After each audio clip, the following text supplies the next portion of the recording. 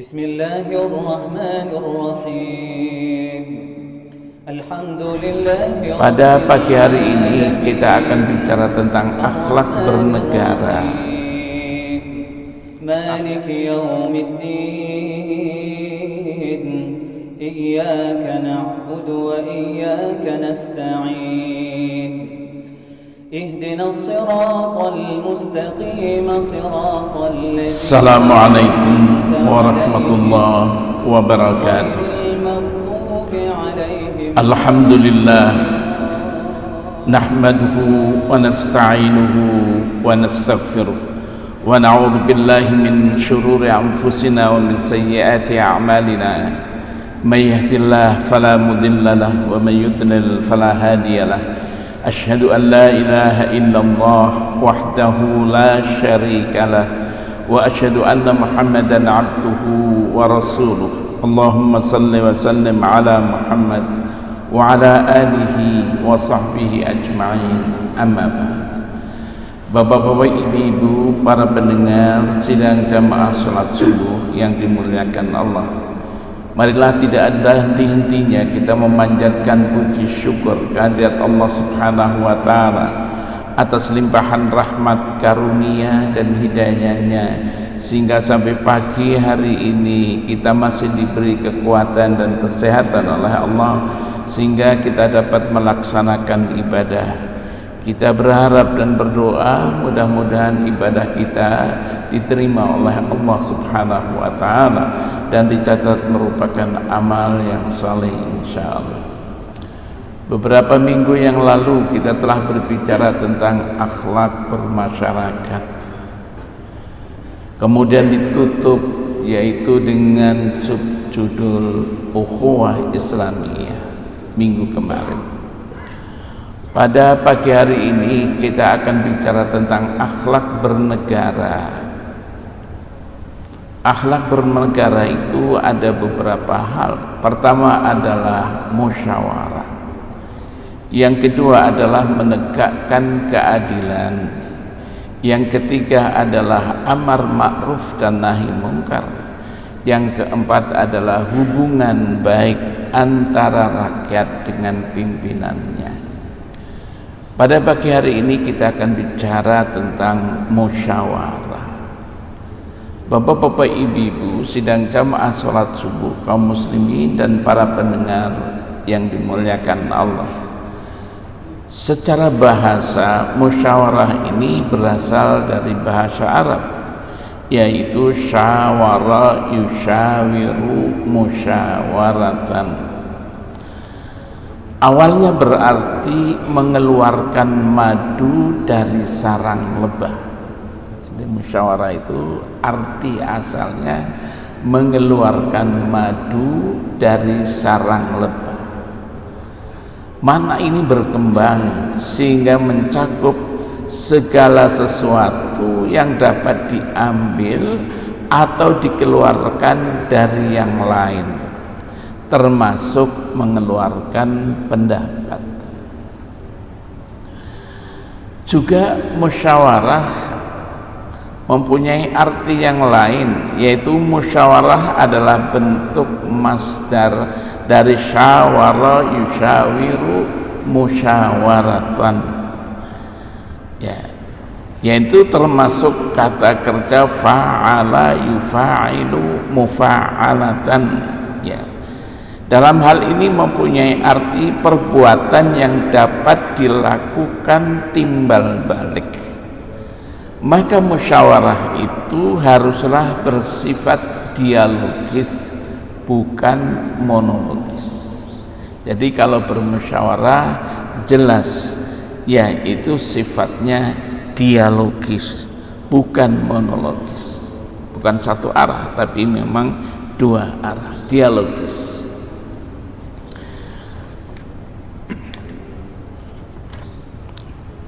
Bapak-bapak, ibu-ibu, semua anggota masyarakat bebas mengungkapkan pendapatnya. Dengan kebebasan berdialog itulah diharapkan dapat diketahui kelemahan pendapat yang dikemukakan sehingga keputusan yang dihasilkan tidak lagi mengandung kelemahan. Ya. Jadi kebebasan berdialog ya dapat diketahui mana pendapat yang lemah dan mana pendapat yang kuat. Apa urgensi musyawarah? Musyawarah adalah suatu yang sangat penting untuk menciptakan peraturan di dalam masyarakat manapun. Setiap negara maju yang menginginkan keamanan, ketentraman, kebahagiaan, dan kesuksesan bagi rakyatnya tetap memegang prinsip musyawarah ini. Islam sangat memperhatikan dasar musyawarah ini. Di dalam Al-Quran terdapat suatu surat namanya Asy-Syura. Di dalamnya dibicarakan tentang sifat-sifat kaum mukminin, antara lain bahwa kehidupan mereka berdasarkan atas musyawarah. Bahkan ya, segala urusan mereka diputuskan berdasarkan musyawarah di antara mereka. Suatu hal yang menunjukkan arti pentingnya musyawarah adalah ayat tentang musyawarah dihubungkan dengan kewajiban sholat dan menjauhi perbuatan keji. Allah Subhanahu wa taala berfirman dalam surat Asy-Syura ayat 37 sampai 38. Allah berfirman, "Walladzina yajtanibuna kaba'iral itsmi wal fawahish wa idza ma ghadibu hum yaghfirun walladzina istajabu li rabbihim wa aqamus shalah wa amruhum syura bainahum wa mimma razaqnahum yunfikun." Dan bagi orang-orang yang menjauhkan kabairal itsm, dosa-dosa yang besar dan perbuatan keji, dan apabila mereka itu marah, yaghfirun, mereka minta ampun. Walladzina istajabu li rabbihim, dan bagi orang-orang yang menunaikan perintah-perintah Allah, wa aqamus shalah, dan mendirikan salat, wa amruhum syura bainahum, dan urusan mereka didasarkan pada musyawarah di antara mereka, wa mimma razaqnahum yunfikun, dari apa yang kami rizkikan, kata Allah kepada mereka, yunfikun, mereka mau menafkahkannya. Kalau kita lihat musyawarah ini adalah ya, sebagai sifat yang ketiga bagi masyarakat muslim sesudah dituturkan iman dan salat. Bahkan seorang ulama namanya Taufik Asyawi dituturkan dalam buku etika dalam buku kuliah akhlak oleh Profesor Dr. Yunahar Islas. Dalam bukunya, musyawarah adalah termasuk ibadah seperti salat, seperti zakat. Maka musyawarah yang mengabaikan, maka masyarakat yang mengabaikan musyawarah dianggap sebagai masyarakat yang mengabaikan ibadah.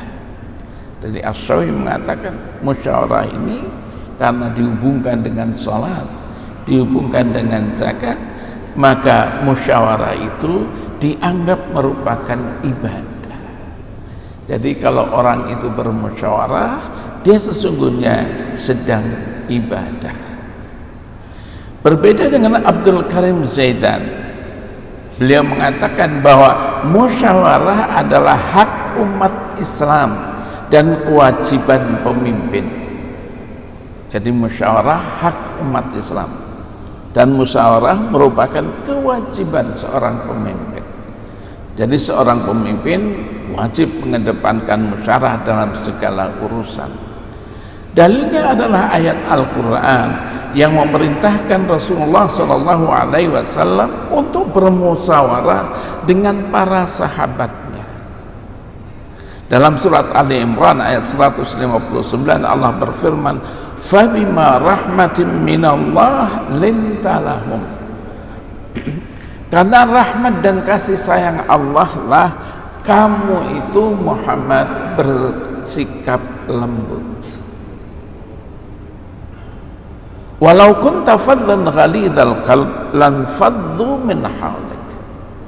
Kalau kamu Muhammad berkeras hati, berhati keras, lan faddu min hawlik, maka mereka itu akan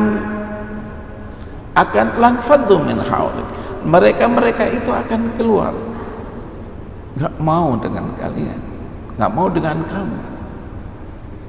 Tapi Allah memerintahkan kepada Rasulullah SAW, fa'fu anhu, maafkan mereka, wastaghfir lahum, mintakanlah ampun untuk mereka, wasyawirhum fil amr, dan musyawarahlah kamu Muhammad dalam segala urusan. Fa idza azamta, apabila kamu mempunyai azam, mempunyai keinginan yang kuat, fatawakkal 'ala Allah, bertawakallah kamu kepada Allah. Innallaha yuhibbul mutawakkilin, sesungguhnya Allah mencintai orang-orang yang bertawakal. Bapak-bapak, Ibu, ayat ini adalah turun ya, sehubungan dengan perang Uhud. Dulu dalam perang Uhud bermusyawarah Rasulullah agar pasukan-pasukan pemanah yang ada di atas gunung Uhud itu tetap pada posisinya. Namun tergiur ketika umat Islam dalam perang Uhud pertama kali menang dan mereka itu meninggalkan barang-barangnya sebagai ghanimah, rebutan mereka turun ambil barang-barang itu. Inilah digunakan oleh musuh, yang akhirnya musuh menempati tempat itu dan menyerang umat Islam. Umat Islam waktu itu kocar kacir.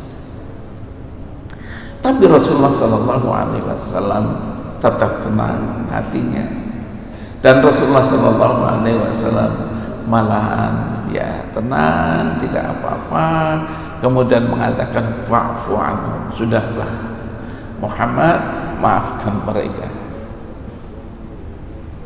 wastaghfirullah, mintakan ampun kepada Allah untuk mereka. Tapi Muhammad diperintahkan wasyawirhum fil amr, dan musyawarahlah dalam urusan mereka, bermusyawarah ya.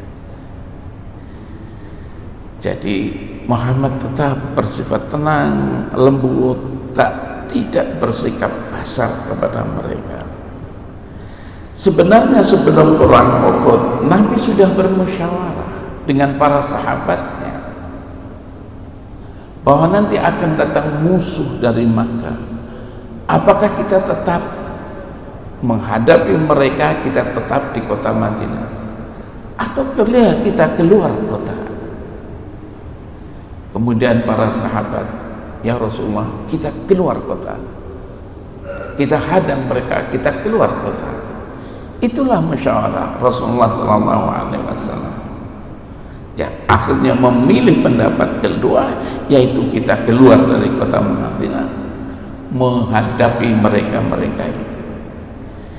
Dengan demikian, perintah bermusyawarah kepada Nabi ini dapat kita baca sebagai perintah untuk tetap melakukan musyawarah dengan para sahabatnya dalam masalah-masalah yang memang perlu diputuskan bersama.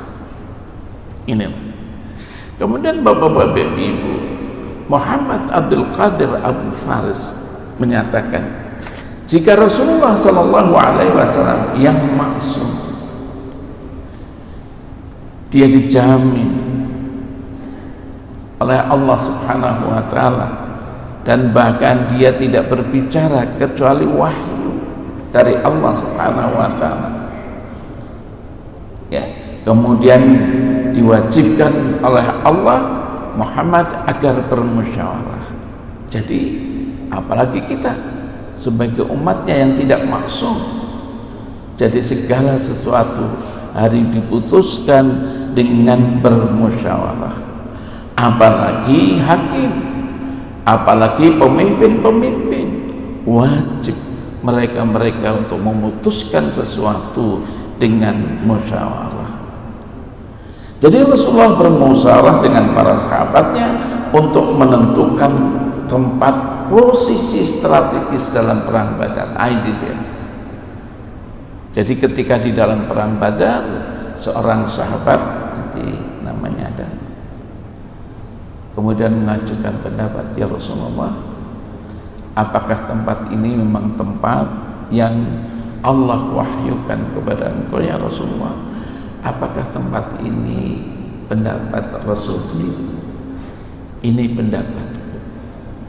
Kalau begitu ya Rasulullah, bagaimana kalau kita di tempat sana yang strategis, yang punya nilai bagus untuk nanti kita menghadapi musuh dalam peperangan? Logistik di sana ada, di sana saja ya Rasulullah. Rasulullah SAW setelah bermusyawarah, ayo kita pergi ke sana. Kita tinggalkan tempat ini, kita pergi ke sana. Itulah musyawarah.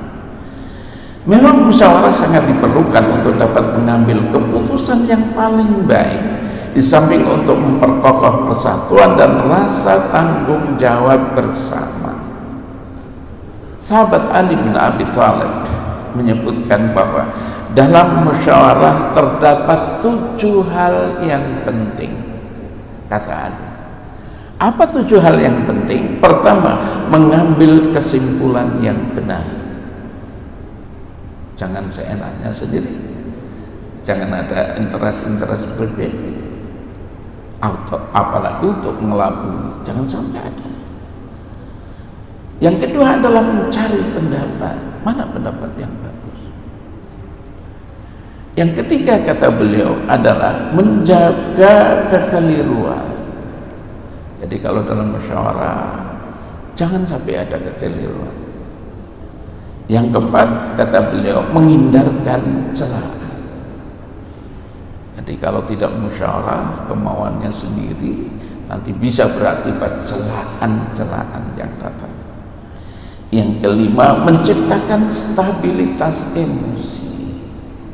Jadi kalau sudah musyawarah semuanya, maka emosi dapat stabil, dapat dijaga dengan baik. Yang keenam kata beliau, keterpaduan hati. Sudah hatinya satu.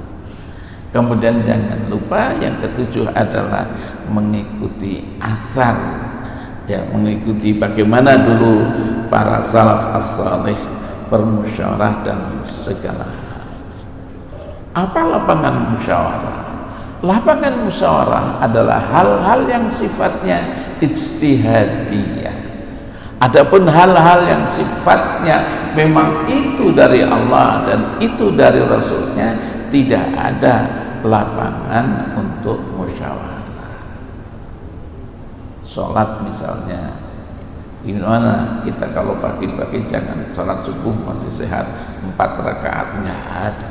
Itu sudah ditentukan oleh Allah Subhanahu wa Ta'ala. Jadi lapangan musyawarah adalah hal-hal yang sifatnya ijtihadiyah. Apa saja?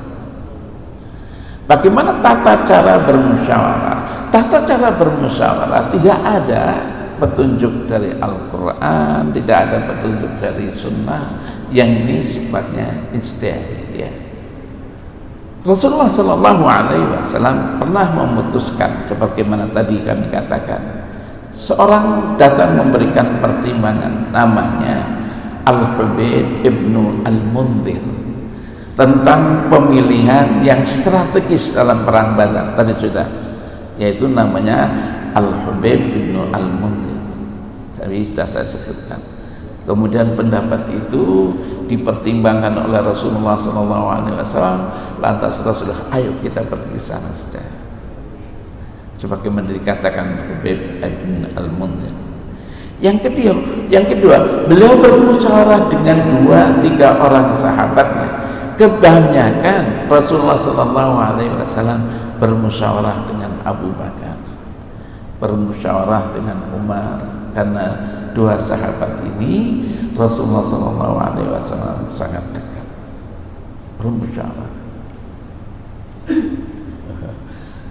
Nih kalau kita lihat sirah, ketika orang-orang kafir ditawan di dalam peperangan Badar, Umar berpendapat, bagaimana kalau mereka itu dipotong saja lehernya.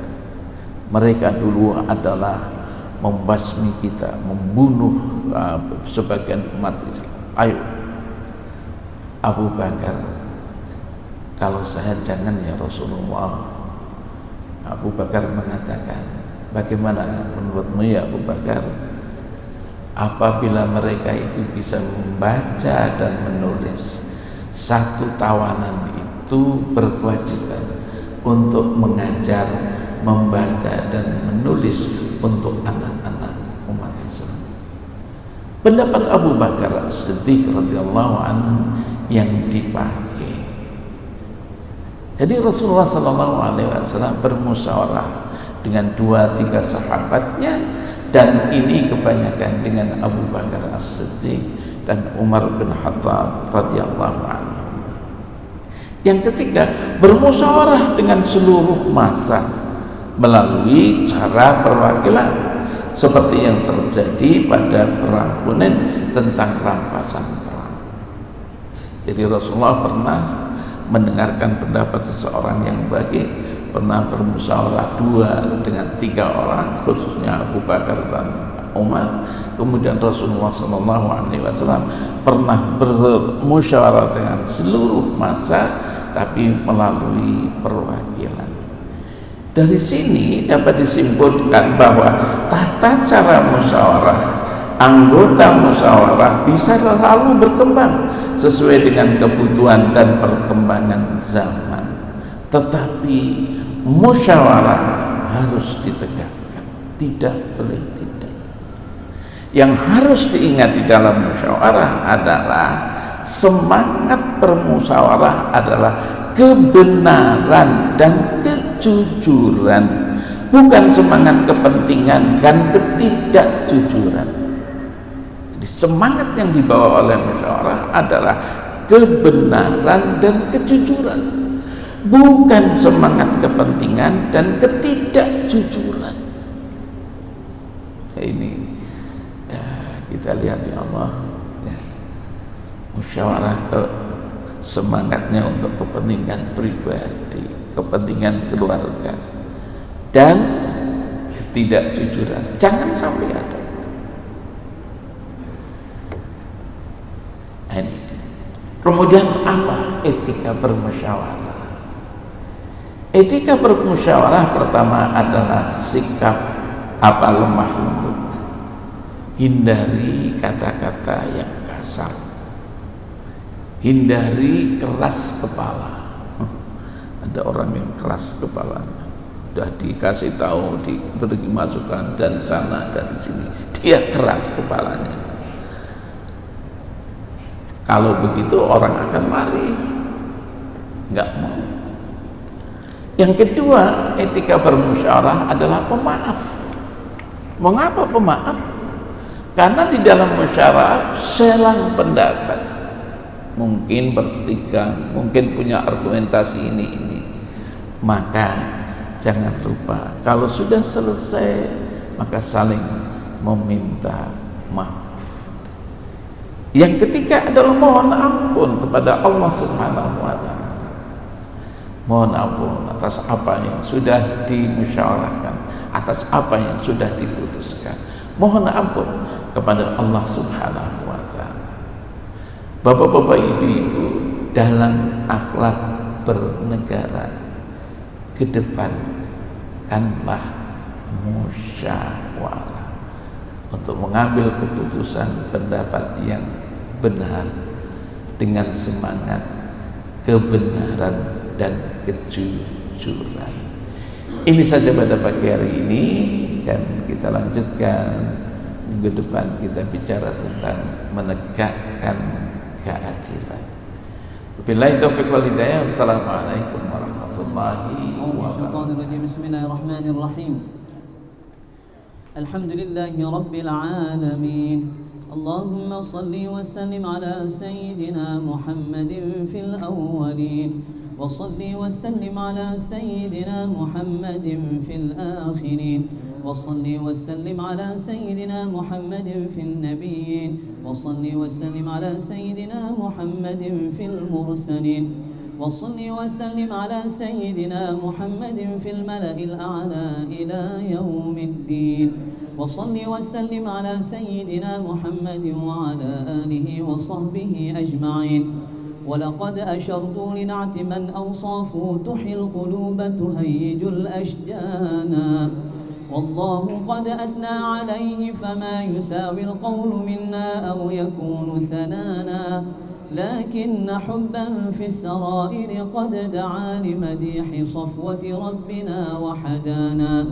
وإذ امتزجنا بالمودة هاهنا نرفع أيدي فخرنا ورجانا، للواحد الأحد العلي إلهنا متوسلين بمن إليه دعانا، مختاره وحبيبه وصفيه زين الوجود به الإله حبانا. يا ربنا يا ربنا يا ربنا بالمصطفى اقبلنا أجب دعوانا. أنت لنا يا ذخرنا في هذه الدنيا وفي أخرانا، أصلح لنا الأحوال واغفر ذنبنا ولا تؤاخذ رب إن أخطانا، واسلك بنا في نهج طه المصطفى ثبت على قدم الحبيب خطانا. أرنا بفضل منك طلعة أحمد في بهجة عين الرضا ترعانا، واربط به في كل حال حبلنا وحبال من ودى ومن والانا، والمحسنين ومن أجاب نداءنا وذوي الحقوق وطالبا أوصانا، والحاضرين وساعيا في جمعنا ها نحن بين يديك أنت ترانا، ولقد رجوناك فحقق سؤلنا واسمع بفضلك يا سميع دعانا، وانصر بنا سنة طه في بقاع الأرض واقمع كل من عادانا، وانظر إلينا واسقنا كأس الهنا واشفي وعاف عاجلا مرضانا، واقضي لنا الحاجات وأحسن ختمنا عند الممات وأصلحا عقبانا. sama-sama. يا ربي واجمعنا وأحبابا لنا في دارك الفردوس يا رجوانا، يا ربي واجمعنا وأحبابا لنا في دارك الفردوس يا رجوانا، يا ربي واجمعنا وأحبابا لنا في دارك الفردوس يا رجوانا، بالمصطفى صل عليه وآله ما حركت ريح الصبا أغصانا، سبحان ربك رب العزة عما يصفون وسلام على المرسلين والحمد لله رب العالمين. الفاتحة ورحمة الله. أعوذ من الشيطان الرجيم. بسم الله الرحمن الرحيم. الحمد لله رب العالمين الرحمن الرحيم مالك يوم الدين، إياك نعبد وإياك نستعين، اهدنا الصراط المستقيم صراط الذين أنعمت عليهم غير المغضوب عليهم ولا الضالين. آمين. مدد يا سيدي يا رسول الله.